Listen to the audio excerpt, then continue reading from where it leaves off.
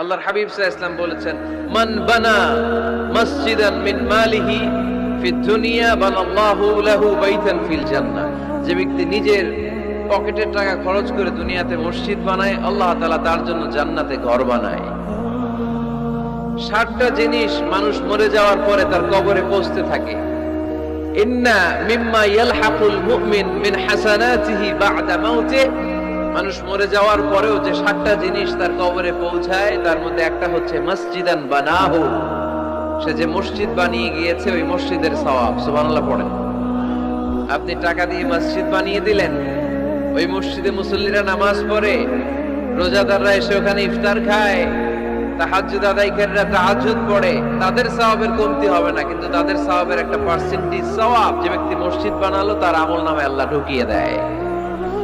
এজন্য বেশি বেশি মসজিদ বানাতে রাজি আছেন তো?